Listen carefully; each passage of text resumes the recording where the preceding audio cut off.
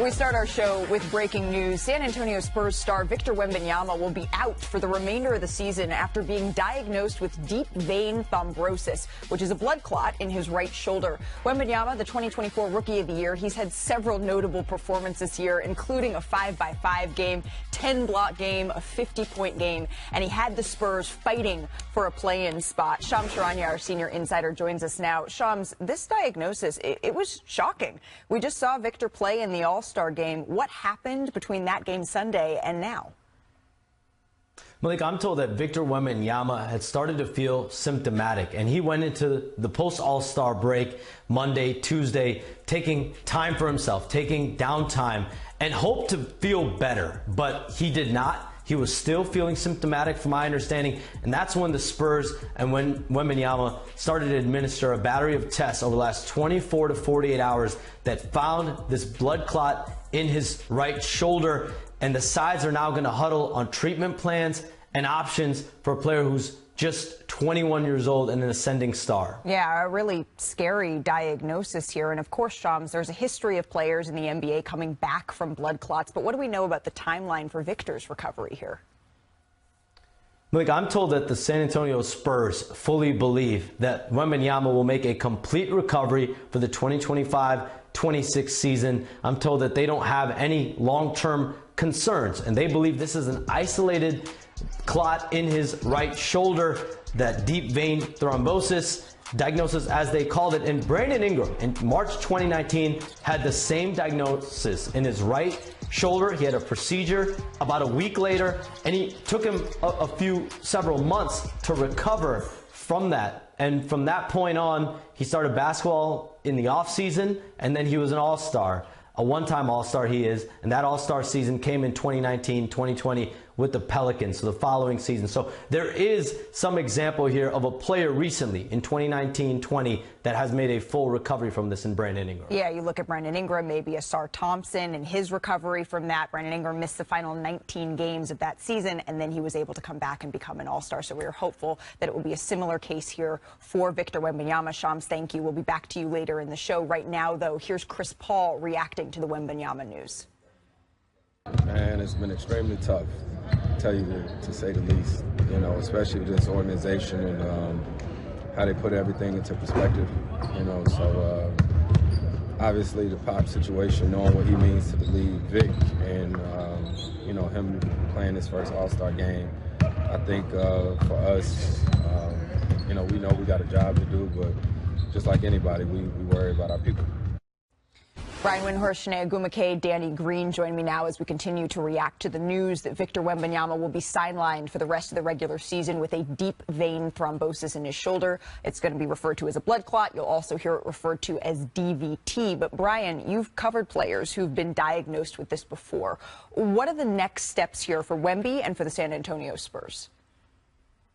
Yeah, I've also myself had a blood clot about 15 years ago. And so, you know, the first thing you have to do immediately is to get on anticoagulant medication, basically blood thinners, to make sure that you're safe. That's will be step one, absolutely. And that's why Victor Wembanyama's season is over. No matter how they decide to ultimately treat it, right, once you get on blood thinners, you're really limited for a while in what you can do in terms of physical activity. You just have to protect yourself, and so that's what is common. And then they look for the cause of it. And while most blood clots, and we even see most athlete blood clots, come from the legs, and that was the case for Asar Thompson last year with the Pistons, this one, based on what the Spurs have told us, is that it comes from the arm. Like Shams said with Brandon Ingram, there is incidences of young athletes, especially in repetitive motion sports like basketball, where you're shooting a lot, that you can develop a clot in your arm and shoulder. And so this is very unfortunate. As you heard Chris Paul there, you know, in talking to people in San Antonio today, they described how difficult this season has been with all these traumatic events.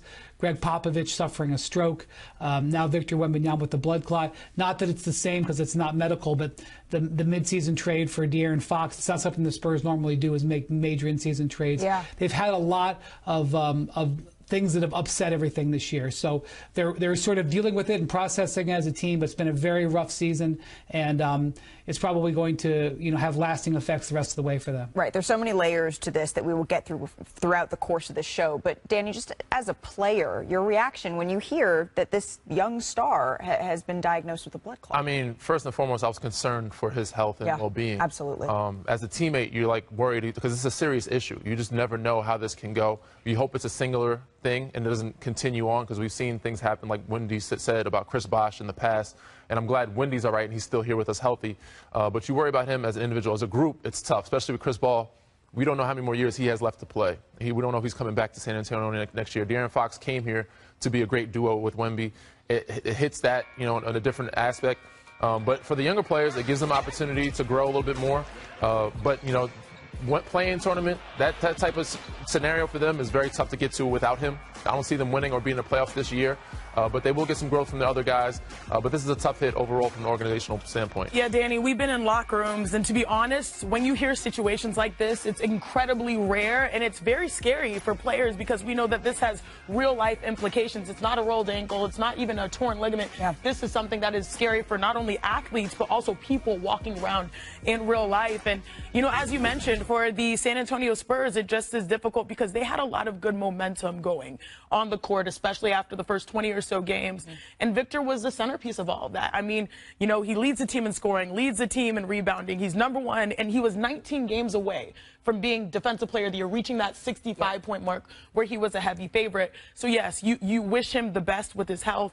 And there are pathways that he can look to and say, hey, I can get back and be an all-star and be the face of the NBA, because he was emerging to be just that. So it is a roadblock, and it's tough to see. But I do wish him the best, and I'm glad that the Spurs, they have a family system to be able to navigate these situations. Definitely a great place to be to recover. Exactly. Absolutely. And you know that, Danny, yes, I do. Firsthand. I think it's important to reiterate what Shams just reported, which is that the Spurs they expect this to be an isolated incident. So in the case of a player like Chris Bosh that you brought up, it was something that he had to contend with several different times, and that's what ended up being a larger issue, as opposed to someone like Asar Thompson or like Brandon Ingram, Brian, where it was a one-off. That is what the San Antonio Spurs are hoping. What have you heard on that front, Brian? Yeah, so speaking incredibly generally, Malika, when you have a blood clot one time, you get it treated. There's great success rate with this to clear it, especially if you catch it early, and then you move on with your life. And if you have another clot, especially if it doesn't come from a direct incident, then essentially you face the reality of potentially being on blood thinners the rest of your life to protect you. And so that's the difference. What you're hoping for is that this is just a one-off event. And knowing Victor just a little bit over the last couple of years, I can only imagine how hard he took this news, because he's such a competitor. He hates to go a day without playing and improving his game. The idea that he's going to be restricted for 6 months is going to drive him crazy. And I'm sure he was looking forward to this game tonight. It's in Austin. It's against the Spurs. Yeah, it's a sort of a Kevin Durant return to the University of Texas game, but it was a game against a team that is right next to them in the standings they're trying to pass. Right. So I'm sure Victor is extremely frustrated just with his own situation, more than worried about anything else. Yeah, and Danny, that was my biggest takeaway, Wendy, as well. Like, being away from the game for that extended amount of time. Normally, when you have injuries, there's like a pathway that you think, okay, like I can walk here, I can do there. This is such a unique circumstance for someone who is so competitive and values each and every possession. So I know it's going to be hard. It's going to be very tough. I feel for him, but it's necessary. This is a serious issue. Like Wendy said, take the proper steps. He's in the right place. He has the right recovery group around him. Yeah. I think he'll be fine. And just sort of projecting for the next few months for a team without Victor Wembanyama. I mean, they were knocking on the door of the play-in. Right. But now that changes. But that doesn't mean that next season, hopefully everybody healthy, they'll be right back where they hope to be. Right. And this is a diagnosis that's not, like you said, like a rolled ankle or something that we see often. We have seen it before in the NBA, but it's not something that we see all the time. So I do want to bring in our injury analyst, Stefania Bell, to help us understand this diagnosis just a little bit more. Stefania, can we just take a step back here? What exactly is a deep vein thrombosis, and how does it happen? You know, medicine has a funny way of making things sound more complicated, but basically a thrombosis is a clot, and it's a clot in a vein. Deep vein thrombosis, commonly the abbreviation is DVT, and they can occur for a number of reasons. You know, sometimes there's a traumatic event that precipitates a clot. Sometimes it's immobilization. If you think about sometimes patients who go in for total knee replacements might be on blood thinners in advance, or prophylactic things to help prevent blood clots, because after immobilization, there's a risk of blood clot. And sometimes there's a genetic factor for a clotting disorder, but that would be highly unlikely in a high-performance athlete like Wembanyama. Usually when we see this kind of a thing, a deep vein thrombosis or a clot in the shoulder, in an upper extremity, it's related to what we call thoracic outlet syndrome, where there's compression of a rib over vein. It can be a compression of a vein or a nerve as it exits from near the neck and through the shoulder and supplies the arm. So we do see these in athletes and in young athletes, but mostly overhead athletes. Not as common in basketball, but it can occur. Just real quick, Stefania, before we let you go, you said in young athletes. Is there any correlation, you know, I've seen this question floated out there, either with the size of a person like Victor Wembanyama or with the age of a player here? Not necessarily. Okay. You know, it's funny because in throwers, like baseball pitchers, where we see this a lot, they will say that they've been throwing fine for years and never had an issue, and then suddenly one develops. So we can't always predict when they're going to occur, but the important thing is that with proper treatment, whether that's blood thinners, whether it's a procedure to a thrombolysis to lyse the clot, or even if there's ultimately a rib resection, if in fact it's related to thoracic outlet syndrome, the prognosis is excellent. And there's an excellent return to high peak performance like they had pre-injury. Okay, that is very good news. Again, in line with what our Shams Charania is reporting, which is that the Spurs see this as an isolated incident, and they are hopeful that he is going to make a full recovery here. Stefania Bell, thank you so very much for stopping by NBA Today. We will continue to cover this story through the course of our show. Also coming up right here, the King, he turned back.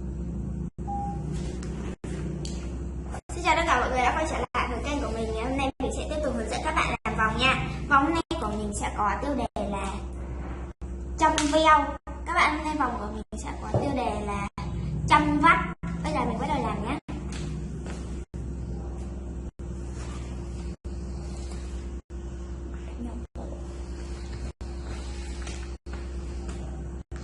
Đầu tiên là một cam.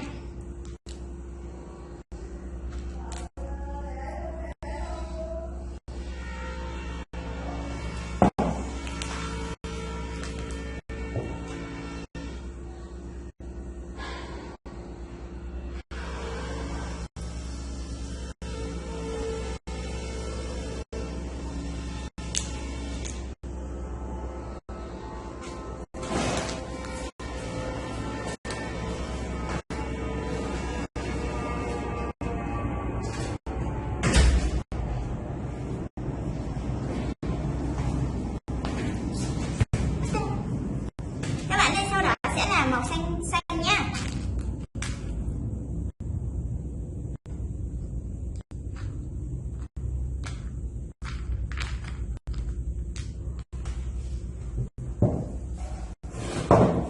Đêm dài đêm nỗi nhớ vẫn vương ban chiều, chiều hoàng hôn buông khiến em mơ mộng nhiều.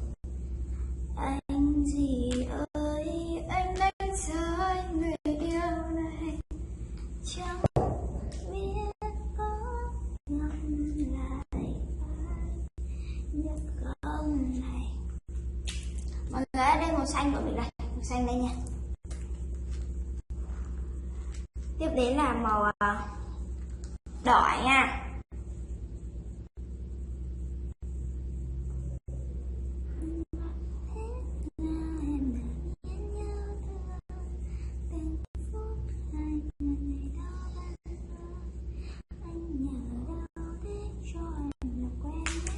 Mọi người màu đỏ ở đây nha.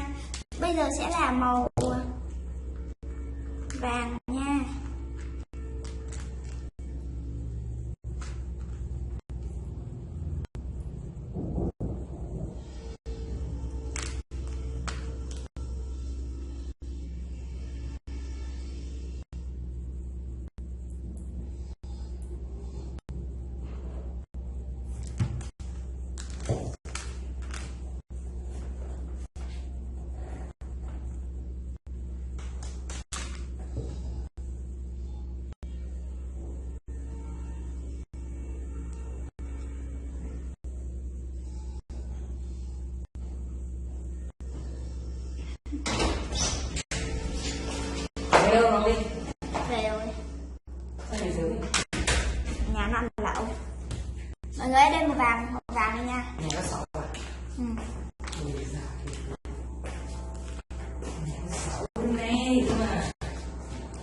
Tiếp đến là màu hồng nhá.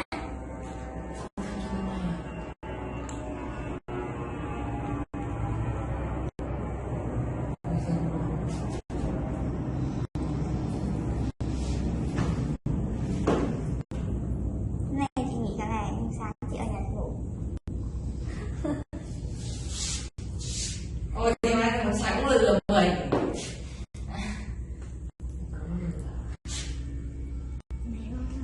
Ta nói về người ai?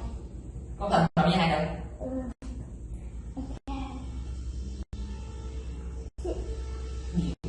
Chị không đùa đâu, chị còn cáp lại tin nhắn luôn đấy. Chị gửi vào nhóm nhà chị mà. Thôi. Sao chị lại kêu lại gửi vào trong nhóm nhà nữa? Nhà ta có thù với họ Vương. Cuộc đời anh ấy nát rồi, vào chị là nát rồi.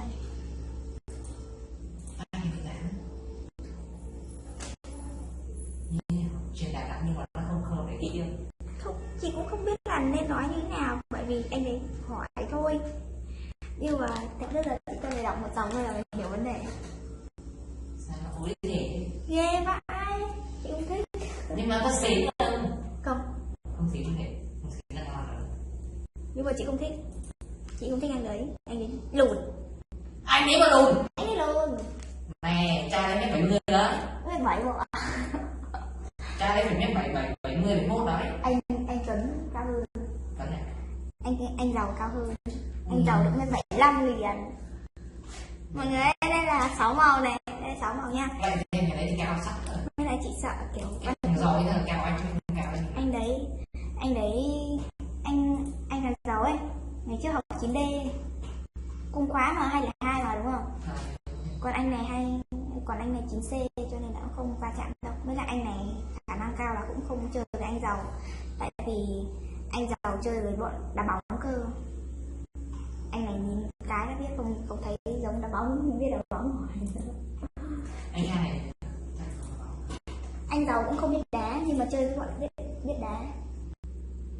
Chị thì chị thích con trai biết đá bóng.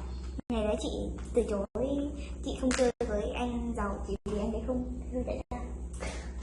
Anh này, bà này chén chọn ghê. Chọn hàng xịn hơn. Xịn đâu? Phải, ít ra phải mét 70 trên này. Mét 75 trở lên. Xịn đâu? Thân mình cân đối này. Chơi thể thao giỏi này. Đâu? Đá bóng này. Đâu? Chiều chuộng này thêm một tí ấy thì Anh còn có hết trừ đá bóng thôi, sao chị ngu quá? Chị ngu quá. Phí thế. Bây giờ hai đứa ta đã yêu nhau rồi.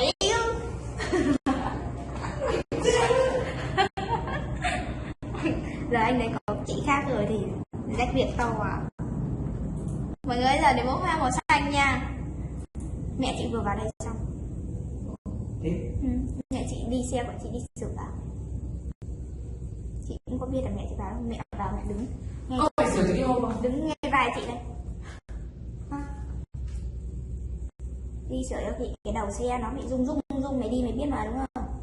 Đầu xe của mình bị rung này, nhưng mà nó kiểu như rung nhẹ như là chết nó có cảm nó rung như Video cả mọi người đã vòng được hoàn thành rồi. Video của mình đến đây là kết thúc nha. Mẹ chị vào đứng ở chỗ này, đứng ngay vai chị luôn, mình quay thẳng hết. Xong đẩy mẹ chị ra, mẹ chị vụt lên cầu cái đầu rồi. Thế là chị phải tắt video.